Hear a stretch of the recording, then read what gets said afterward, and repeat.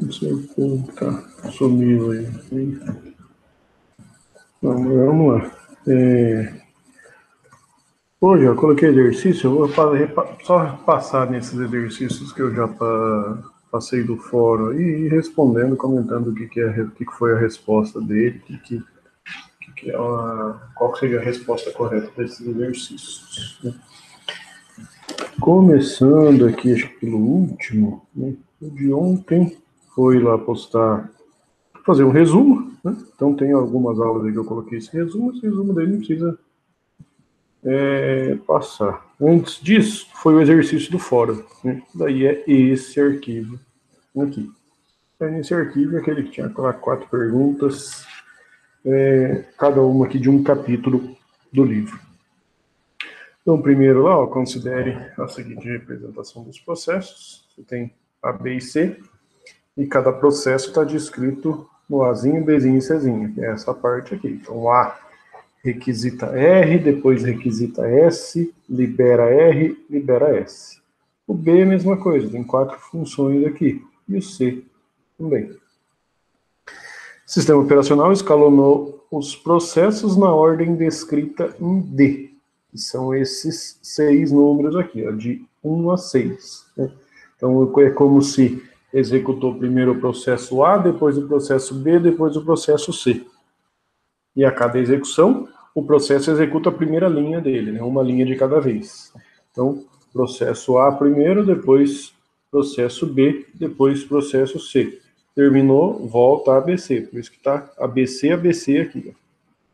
Aí, resultando nos passos, que é a modelagem de E até J. Seria essas últimas 6 aqui, né? As de cima é só repetição, né? Então, E até J. Então, na primeira etapa 1 aqui, ó, A requisita R. Então, A requisitou R, como o R estava disponível, vai uma seta do R para o A, do recurso para o processo.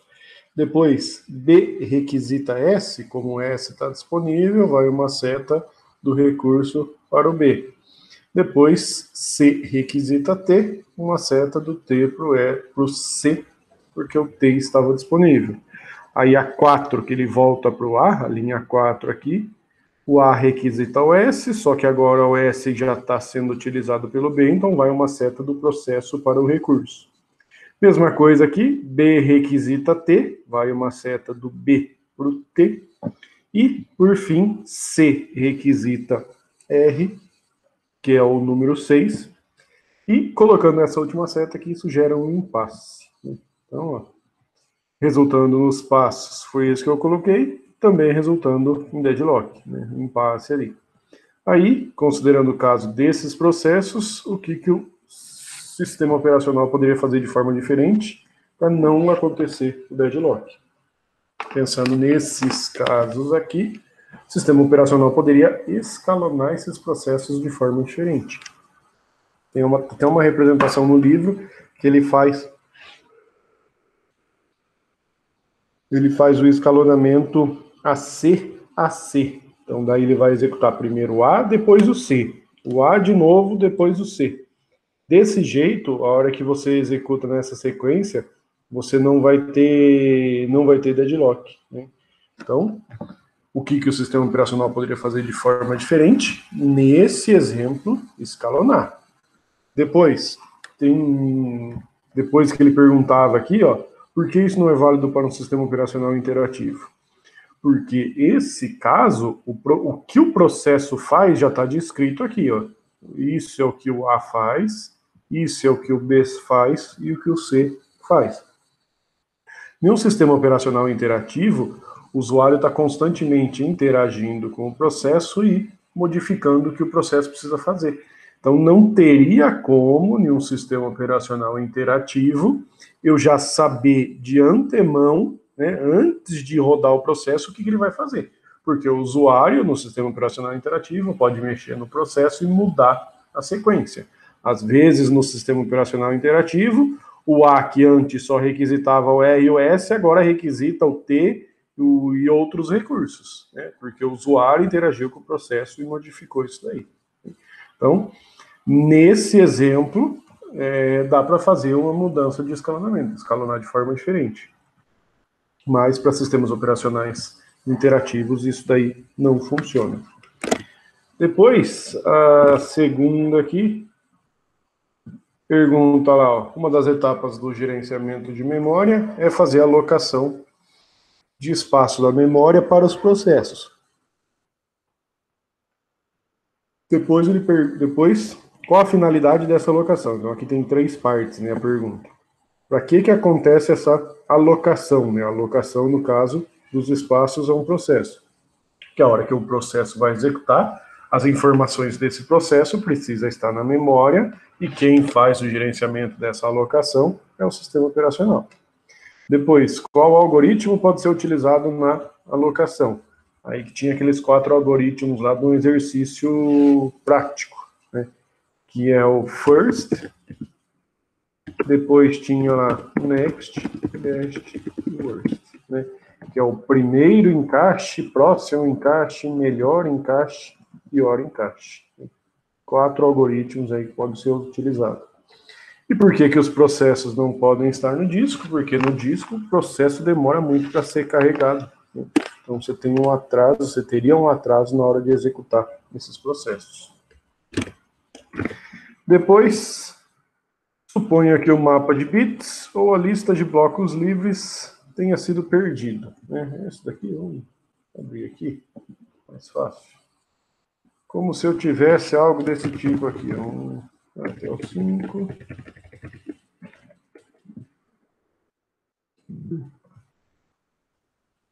Como se esse daqui é a posição, aqui é o valor que está armazenado, ou o dado que está armazenado, e aqui um campo usado. Então, é como se eu tivesse uma representação da memória, né? Isso aqui como se fosse uma representação da memória, né? E eu vou utilizar aí, no caso, mapa de bits, representando com mapa de bits. Então, ele fala, suponha que o mapa de bits, com as informações dos blocos livres do disco, tenha sido perdido. O mapa de bits seria essa representação aqui do usado. Então, vamos supor que eu tenho o dado armazenado aqui, A, B, C, D, E, E. Então, as letras são as informações que está armazenada, e o usado indica que todas essas posições estão utilizadas, né? Então, usado igual a 1 quer dizer que essa linha está sendo utilizada pelo sistema operacional. Se essa linha 1 quer dizer que está sendo utilizada, e aí por diante. Porque a hora que o sistema operacional precisa apagar alguma informação da memória, ele só vai vir e vai colocar isso daqui, ó, 0. Né? Aí eu vejo, eu vou procurar uma posição livre para armazenar um dado. Achei um 0, quer dizer que essa posição está livre. O C pode estar armazenado aqui, mas é como se fosse um lixo, né? Porque ele está armazenado nessa posição, mas o sistema operacional não está gerenciando isso daqui. Ele está falando que não está sendo utilizado, né? Então, esse é o mapa de bits, né? Se fosse uma lista de blocos livres, eu teria aqui como se fosse uma representação desse tipo aqui. A de blocos livres, eu tenho a posição 3. A de blocos ocupados, eu tenho a posição 1, 2, 4 e 5. Uma representação mais ou menos desse tipo aqui. Então ele fala, ó, suponha que o mapa de bits, que é essa representação, ou a lista de blocos livres ocupados, que daí seria essas duas linhas, e sem o usado, não precisaria desse campo. Suponha que essas informações tenham sido perdidas, ou seja, eu não tenho mais essa coluna aqui, nem sei essas informações que está aqui, né? Depois, existe alguma maneira de recuperar as informações, né? Ou o usuário perdeu tudo, como se o ABC aqui fosse os arquivos do usuário, ou o usuário não consegue mais acessar, né? Existe alguma maneira de recuperar as informações? Sim, existe. O que o programa, o processo, no caso, tem que fazer? Varrer essas posições aqui, ó, vai procurar e acessar todas essas posições da memória, né? Como eu não sei se está utilizado ou não, eu pego. Vejo se o A é alguma informação importante, se ele é um arquivo. Vejo se o B é um arquivo, vejo se o C é um arquivo, D, e aí por diante. Algumas informações você vai conseguir extrair desse A, B, C, D, E aqui, ó, né? Porque eu não tenho mais essas informações, não sei qual está ocupada e qual está livre, né? Isso daqui é o que programas que recuperam cartão de memória, HD vão fazer, né? Se você não tem mais essas informações, tem que varrer e recuperar esses dados aqui.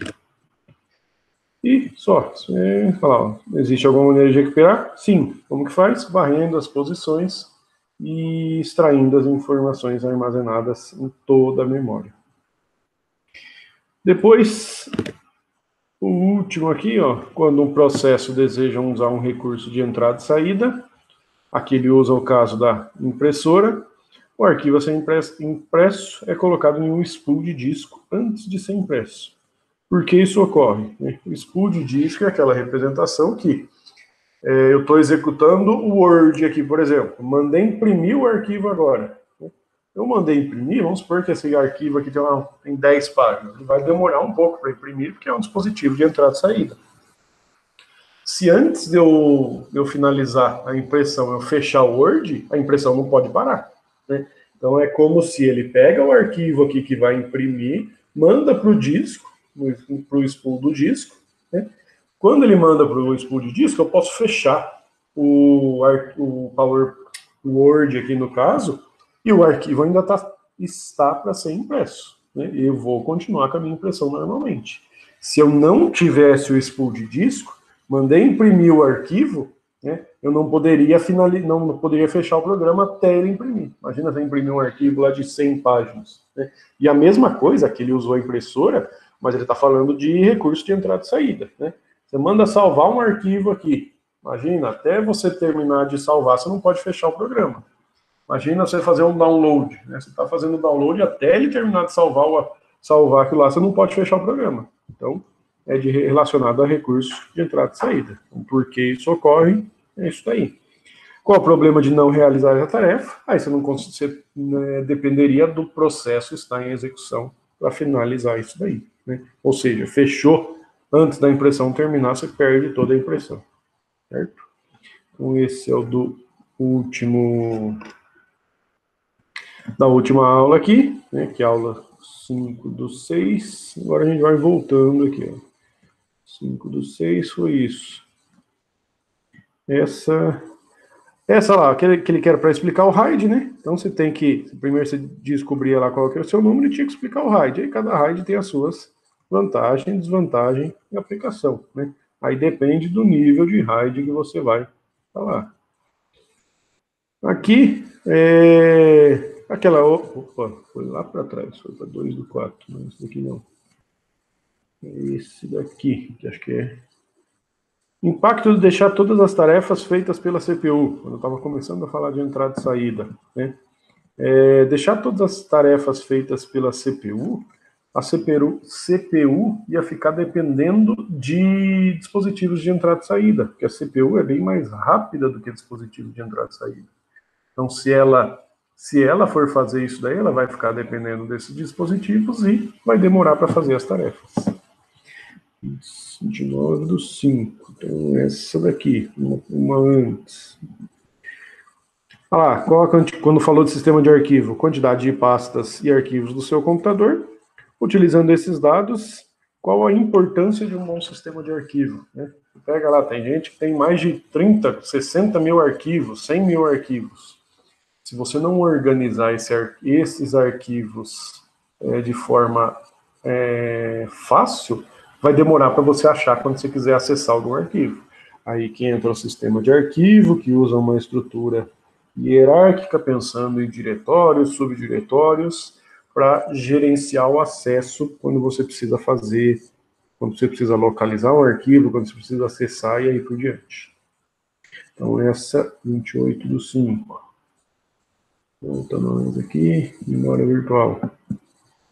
Esse é aqueles do Excel, vou achar aqui para mostrar de novo. Né?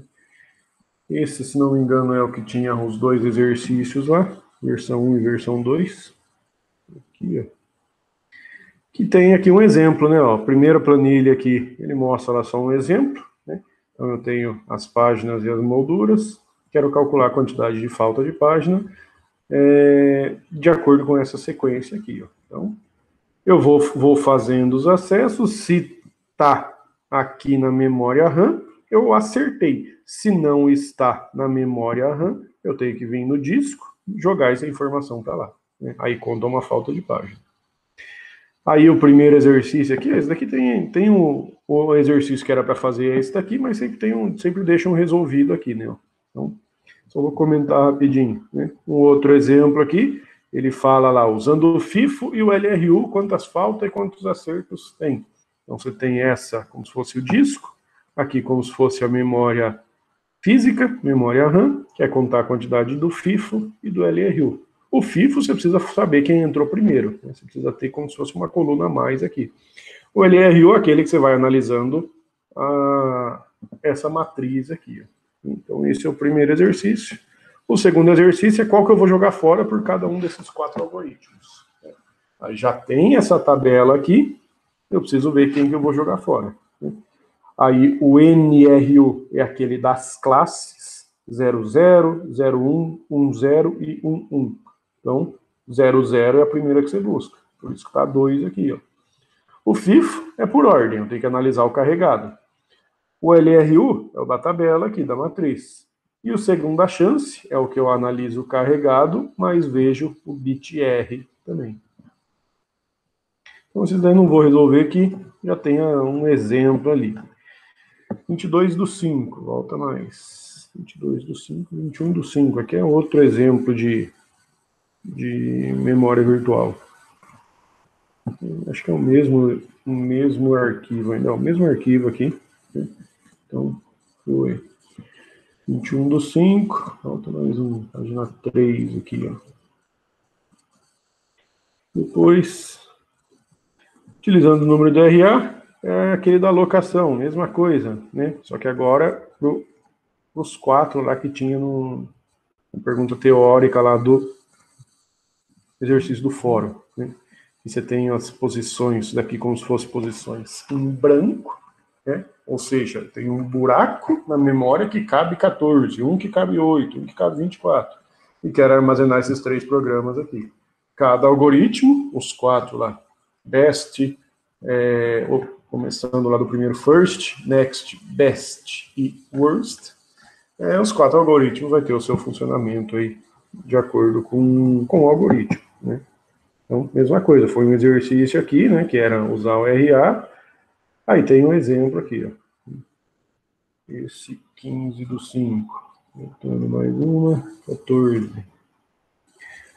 Aqui, ó, aquelas analogias lá para a gente pensar um pouquinho, né, ó. Considerando o conceito de swap em memória, situação do usuário que necessita de swapping, né? Swapping é quando eu estou executando, por exemplo, 2 programas grandes, não consegue executar os 2 ao mesmo tempo. Você precisa jogar um para o disco, jogar ele inteiro para o disco, depois você carrega outro. Aí você fica trocando isso daí, fazendo essa troca. Já a memória virtual é aquele exemplo que eu carrego o processo pela metade, né? Você não precisa carregar ele totalmente na memória, você pode carregar ele parcialmente só. 14/5, 8. Aí volta lá para o deadlock. Aí tem uma aqui de deadlock que eu falei para fazer a modelagem, né? Que a anterior era para explicar um caso aqui de deadlock, né? Então, exemplificar um caso de deadlock. E essa na do dia 7, na do dia 8 era para fazer a modelagem, que é aquela representação que eu fechei, que é esse desenho aqui, né? Ó. A modelagem é fazer esse desenho de acordo com o que você exemplificou do exemplo do deadlock aí. 7/5 e foi, ó. Aí fui voltando aí pelas aulas até chegar no dia da prova lá, né? Que é parte do segundo bimestre aí, que entra deadlock, memória, depois entrou lá o sistema de arquivo, entrada e saída que a gente terminou, né? Terminou ontem. E aí fica as próximas aulas aí, no caso 25 e 26, né, para finalizar o processamento paralelo, né, que tem mais um lá. O capítulo 8 aqui, ó, de processamento paralelo, né, que aí é de sistemas operacionais para múltiplos processadores. A gente vê um pouquinho da arquitetura desses computadores aí, certo? Vou colocar aqui, ó,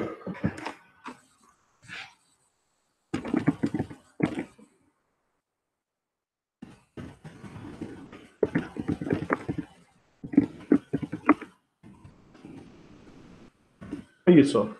Vou aliviar aí de novo, ó, mais um bônus aí, só comentar presente aí no tópico de hoje ali. Como só fui resolver, se alguém tiver alguma dúvida aí, quiser aproveitar,